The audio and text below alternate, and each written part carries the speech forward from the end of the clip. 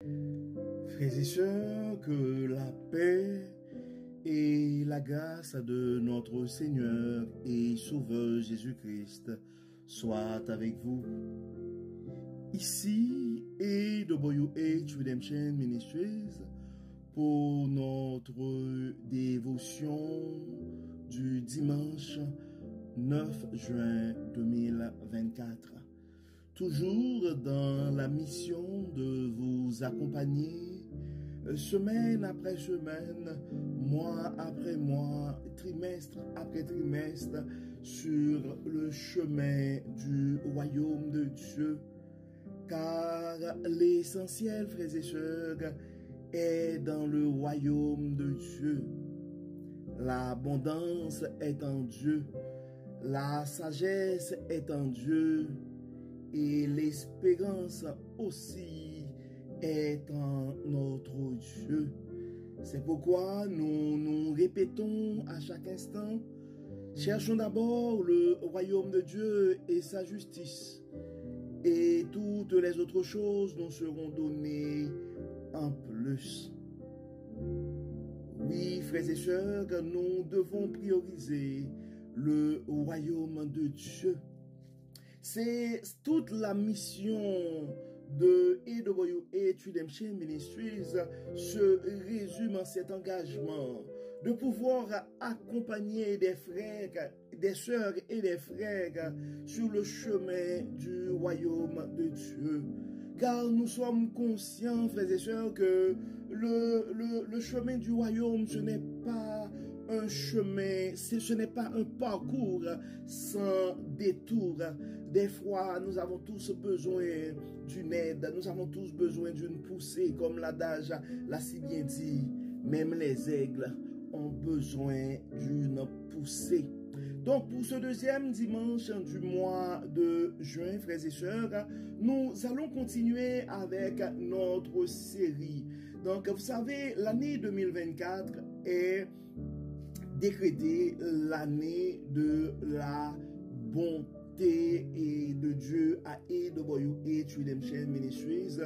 Et pendant le deuxième trimestre de l'année 2024, et nous traitons, nous sommes en train de traiter l'abondance de la bonté de Dieu.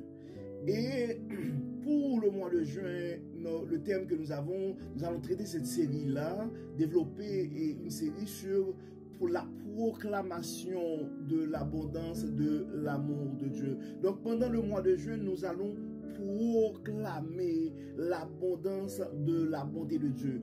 En fait, pour vous mettre en contexte, si c'est la première fois que vous avez la chance d'écouter l'une de nos méditations, en fait, l'année 2024 est décrétée l'année de la bonté de Dieu à AWH Redemption Ministries. Et pendant le premier trimestre de l'année 2024, nous avons pris le temps de traiter il y a plusieurs sujets qui ont été traités sur la rédemption, parce que selon nous, la rédemption, c'est l'une des plus grandes manifestations de la bonté de Dieu.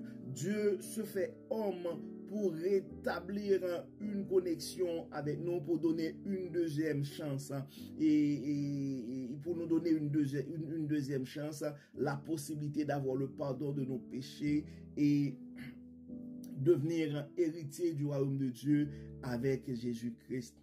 Donc, et pendant le deuxième trimestre de l'année 2024, depuis le mois d'avril, nous avons pris le temps de regarder l'abondance et de la bonté de Dieu. Donc, pendant le mois d'avril, nous avons fait un effort pour reconnaître l'abondance de la bonté de Dieu. Et pendant le mois de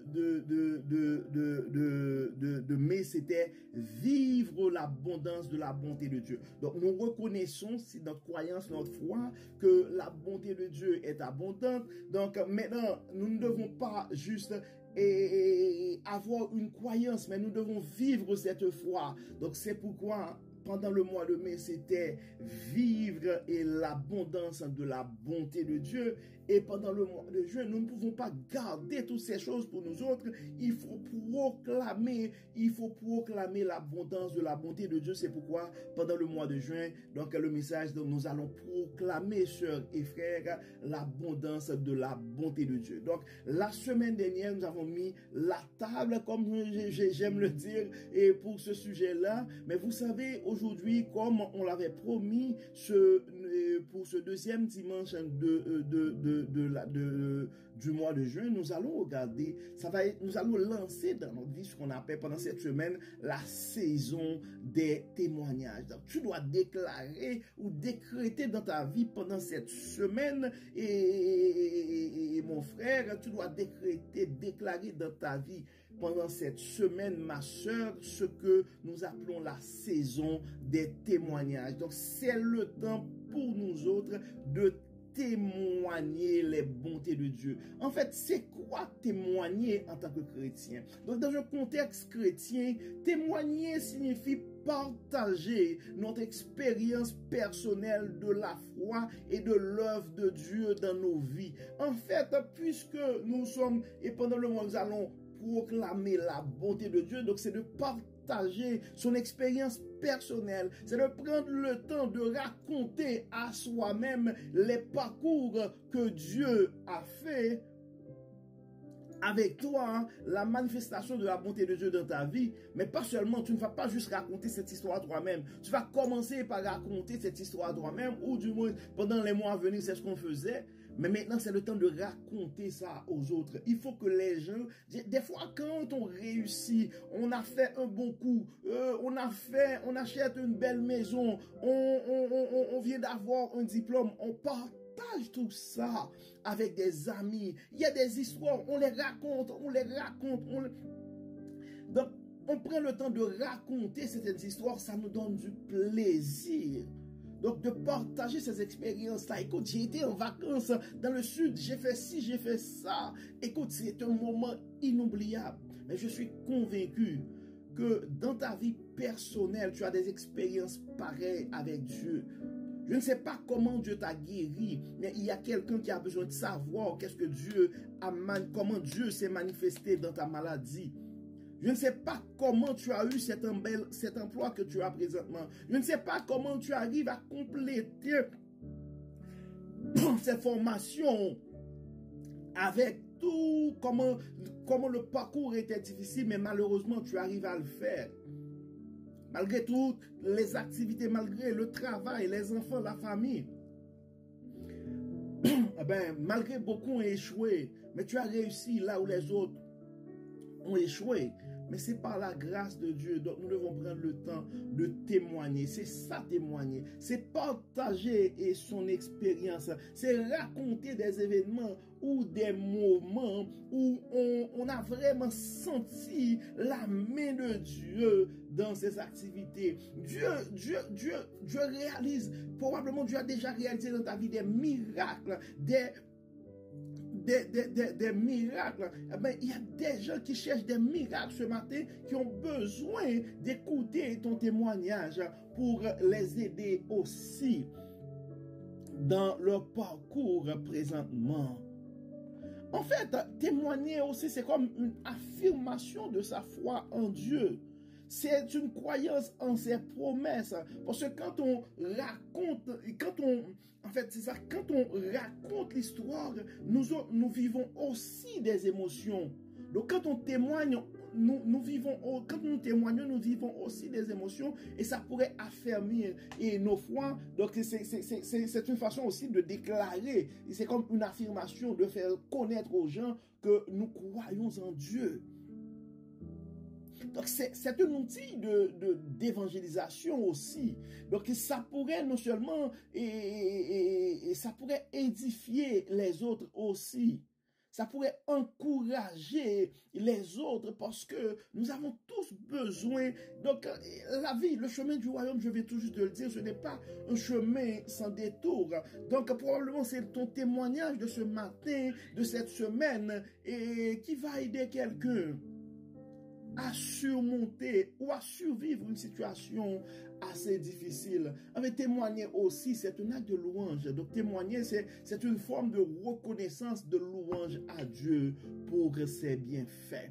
Donc, en fait, c'est pourquoi, ces frères et sœurs, nous devons témoigner, parce que c'est un moyen puissant des témoignages de partager la réalité de Dieu avec les autres, en fait. Donc, et même dans la vente, on parle souvent, et généralement, les gens qui sont dans la vente, on dit, c'est des fois, on peut expliquer le produit, mais une histoire peut faire toute différence pour porter les autres à prendre des décisions. Donc, c'est la même chose. Mais aussi, en tant que chrétiens, aussi, nous devons témoigner pour obéir aux commandements, aux instructions que nous avons reçues en Matthieu 28, versets 19 et 20. Car nous sommes et nous avons eu cette recommandation-là de Dieu pour dire allez faire de toutes les nations des disciples. Donc témoigner, donc pour aller faire des disciples, il faut témoigner, il faut dire aux gens que Dieu les aime. C'est partager la bonne nouvelle de la bonté de Dieu, c'est annoncer la bonne nouvelle de l'amour de Dieu pour les gens. Parce que, et je n'arrête pas de le dire, frères et sœurs, notre monde, il y a beaucoup de gens. Il y a beaucoup de gens qui ont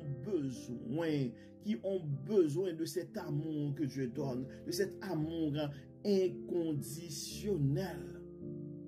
Et comme on l'avait dit tantôt, et des fois, même si on est chrétien depuis des années, il y a des circonstances qu'on traverse dans la vie où, pour des raisons des fois qu'on ignore complètement, on se sent découragé. Donc, un témoignage pourrait nous encourager. Puis, encore une fois, c'est le temps, c'est comme une façon de donner gloire à Dieu, de glorifier Dieu pour ses bienfaits.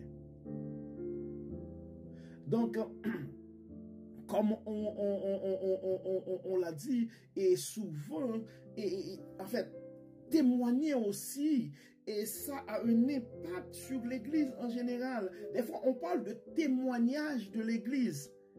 Parce que même quand les gens, et des fois on dit là, en tant que chrétien, on ne peut pas agir de n'importe quelle manière pour ne pas souiller le témoignage. Parce que l'Église, on ne peut pas dire que nous sommes chrétiens et nous devons avoir un témoignage.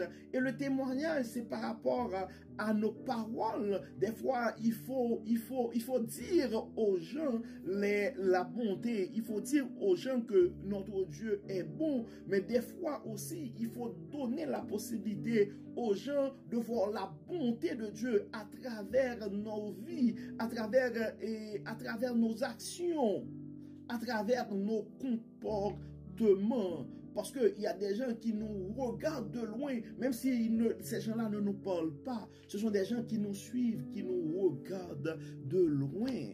Et si on regarde, frères et sœurs, la Bible en soi, la Bible en soi et témoigne la bonté de Dieu. D'ailleurs, c'est pourquoi la Bible, en fait, c'est ça. Et le plus grand exemple de témoignage que nous avons, c'est dans la Bible. Quand dans le psaume 23, verset 6, le psalmiste dit, oui, le bonheur et la grâce m'accompagneront tous les jours de ma vie et je demeurerai dans la maison de l'Éternel jusqu'à la fin de mes jours. C'est comme une affirmation de sa foi. C'est comme un témoignage de David qui pourrait porter les gens. Et parce que quand si lui, il déclare des paroles avec tant d'assurance, bien moi aussi je dois considérer ce Dieu-là. Le psalmiste continue par exemple en psaume 31 verset 19 pour témoigner, pour déclarer la bonté de Dieu, pour dire oh combien est grande ta bonté que tu réserves à ceux qui te craignent, que tu témoignes à ceux qui se réfugient en toi à la vue des fils de l'homme. Dans le psaume 34, verset 8, le psalmiste dit encore une fois, goûtez et voyez combien l'Éternel est bon, heureux l'homme qui se réfugie en lui. Donc les gens qui sont autour de nous ont besoin d'entendre ces mots qui sortent aussi de notre bouche. Psaume 100, verset 5, car l'Éternel est bon, sa bonté dure toujours et sa fidélité de génération en génération. Il faut proclamer ces choses et donner aux gens des exemples. Pourquoi aujourd'hui nous déclarons que l'Éternel est bon et que sa bonté dure toujours et sa fidélité de génération en génération? Donc quand tu as une histoire de famille pour comprendre, voilà ce que Dieu a fait pour ton père dans le passé, voilà comment Dieu a guéri ta grand-mère dans le passé, et toi personnellement, voilà pourquoi tu continues à servir ce Dieu-là, le Dieu de tes parents. Parce que vous avez vu la manifestation de la bonté de Dieu dans la vie de tes parents dans le passé. Et présentement, toi, tu es en train de vivre la manifestation de ce même Dieu. Donc, basant sur ces expériences, tu peux dire avec fermeté, car l'Éternel est bon, sa bonté dure toujours et sa fidélité de génération en génération. Mais oui, et quand tu regardes ta vie, eh ben, tu ne dois pas garder les bienfaits de Dieu pour toi seul, mais tu peux partager avec les gens autour de toi les paroles que nous trouvons en Lamentation 3, verset 25. L'Éternel est bon pour ceux qui espèrent en lui, pour l'âme qui le cherche, parce que tu sais combien de temps tu as pris pour attendre. À un certain moment, il y avait le découragement, mais tu as quand même gardé la foi, tu as espéré. Et finalement, aujourd'hui, tu vois la bonté de Dieu, la fidélité de Dieu. Probablement, ça fait un temps que tu attendais la réponse du médecin. Et ça pourrait arriver que ça fait longtemps que vous attendiez une réponse de l'immigration ou quelque chose par rapport à, je ne sais pas, à votre carrière professionnelle. Et d'un coup, donc on voit que c'est comme par magie, ta vie se transforme en un clin d'œil. Donc nous avons besoin, frères et sœurs, de partager ces paroles aux gens, parce que le pouvoir des témoignages, frères et sœurs, et juste imaginons si jamais il n'y avait pas l'histoire de Job dans la Bible. Parce que combien de gens qui ont été découragés, et c'est par rapport, après avoir lu l'histoire de Job, mais ces gens-là ont compris, ah ben, mais oui, et dans la vie, il y a des hauts, il y a des bas. Et ben, peu importe ce qui arrive dans ma vie, je vais continuer à être fidèle à Dieu et à témoigner ma foi inébranlable en ce Dieu. Car il est le Dieu des sommets, mais il est aussi le Dieu des vallées. Quand on regarde l'exemple de David, un berger qui est devenu roi, donc ça te permet d'espérer un avenir meilleur par rapport à ta situation. Quand tu regardes la victoire de David par rapport à Goliath, mais ça pourrait t'inspirer pour dire, même si les rapports de force ne sont pas en ta faveur présentement, mais tu peux compter sur le bras puissant de notre Dieu. Ben, il y a quand même, si on continue avec l'exemple de David, si on regarde le péché de David avec Bathsheba et comment David a quand même payé les conséquences de son péché, le fils qu'il a eu avec Bathsheba est décédé, il a dû, David a payé les conséquences de son péché, il a demandé pardon à Dieu. Mais Dieu a entendu sa prière et il a eu Salomon avec Bathsheba après.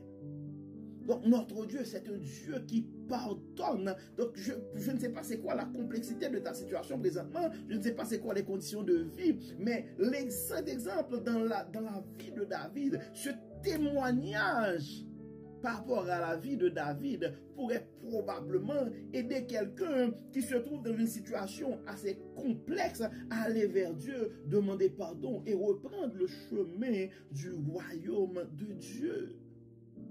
On voit la situation complexe que David a eu aussi avec Saül. Je ne sais pas qui se lève contre toi ce matin, mais c'est un exemple aussi qui pourrait t'inspirer.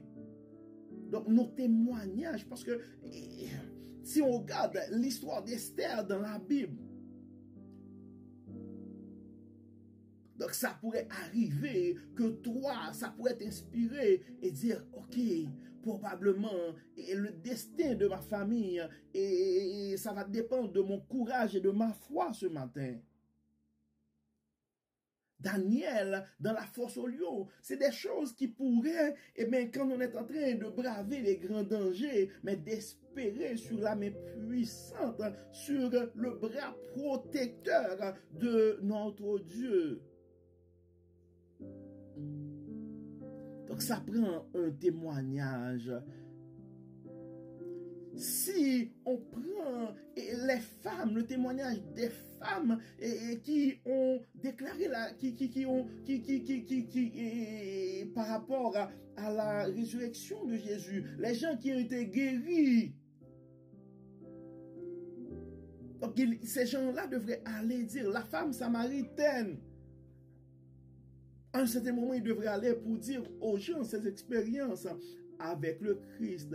Donc, comme nous l'avons dit, frères et sœurs, ça pourrait non seulement renforcer ta foi à toi, mais ça pourrait renforcer et ça pourrait renforcer la foi des autres aussi. Ça pourrait inspirer les autres. C'est une façon d'évangéliser, mais c'est une façon aussi particulièrement de communier et de solidariser et de solidariser. En fait, ça pourrait grandir des relations parce que quand même dans nos relations avec des amis, quand on prend le temps de partager une histoire, et c'est comme une partie de ta vie privée, de tes expériences personnelles, donc ça renforce la relation et ça renforce, je pourrais dire, effectivement, ça crée une certaine connexion.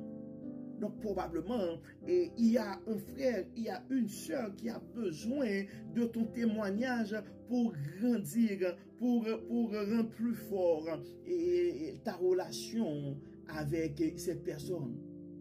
Puis nous avons déjà expliqué à plusieurs reprises ici que les bienfaits de la gratitude, donc prendre le temps de témoigner l'abondance de la bonté de Dieu dans nos vies. Donc ça, non seulement ça va augmenter notre confiance en Dieu, mais avoir une attitude de gratitude aussi, ça fait du bien. Puis raconter son témoignage aussi, ça pourrait des fois, c'est comme raconter son témoignage pour être inspirant pour soi-même.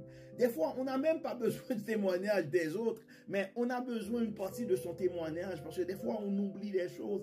Et probablement, des fois, on vit des situations et par rapport à cette situation, on est comme stressé.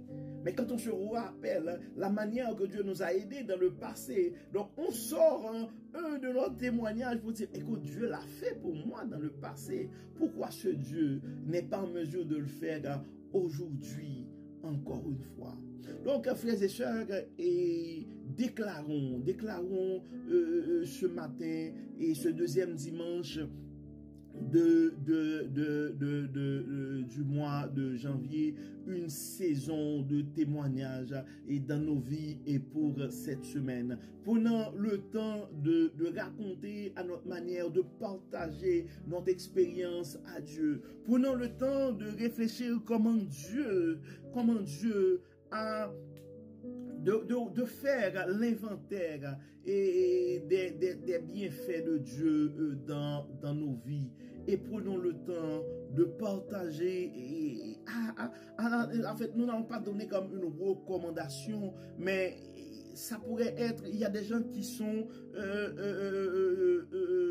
beaucoup plus je pourrais dire ouverts à partager. Il y a des gens qui facilement pourraient partager leurs expériences sur les réseaux sociaux. Il y a des gens, probablement ils vont partager ça dans un message privé avec quelqu'un. Il y a d'autres qui vont appeler au téléphone. Il y a d'autres, c'est comme un ami pendant un lunch ou pendant une petite rencontre. Et ben ils vont partager le message. Mais prenons le temps de témoigner. Prenons cette semaine. Et pour au moins une fois une fois par jour, on prend le temps de partager. Ça pourrait être quelque chose de simple. Soit quelque chose que tu es en train de vivre présentement ou quelque chose dans le passé. Mais ça va faire du bien. Partager l'expérience. Comment toi, personnellement, tu as vécu, c'est ça, tu as vécu l'abondance de la bonté de Dieu. C'est comme ça notre devoir pour cette semaine. Prenons le temps de réfléchir et dans les minutes qui suivent pour dire, c'est quoi la bonté de Dieu dans ma vie? C'est quoi la bonté de Dieu dans ma vie? Comment Dieu s'est manifesté? Pourquoi je peux dire à quelqu'un que Dieu est bon? Donc si tu as un bout de papier, tu pourrais même l'écrire. Pourquoi ce matin, tu peux dire ou tu dois dire à quelqu'un que Dieu est bon? Donc quand tu trouves cette chose qui te révèle la bonté de Dieu, eh ben cette expérience-là, tu peux le partager à tes enfants, à ton conjoint ou à n'importe qui tu te sens confortable. Mais nous devons témoigner l'abondance de la bonté de Dieu. Nous allons témoigner l'abondance de la bonté de Dieu cette semaine, et frères et sœurs. Et la semaine prochaine, ça va être la saison des actions de grâce. Et la semaine du 16 juin, ça va être la saison des actions de grâce. Mais pour cette semaine, c'est la saison des témoignages. Donc, nous n'allons pas encore passer. Donc, maintenant, c'est la parole.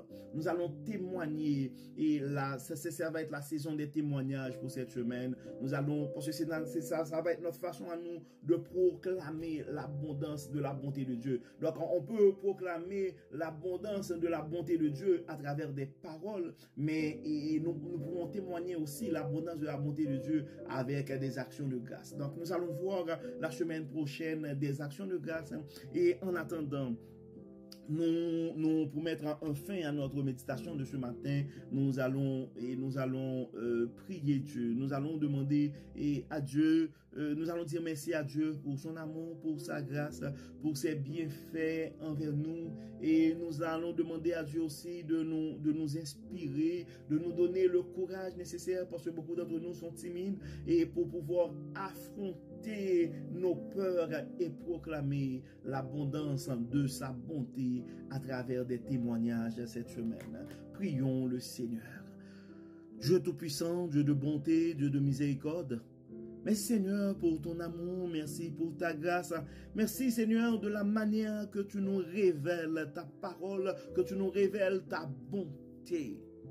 Des fois, et tu nous révèles ta bonté dans des circonstances intéressantes, plaisantes.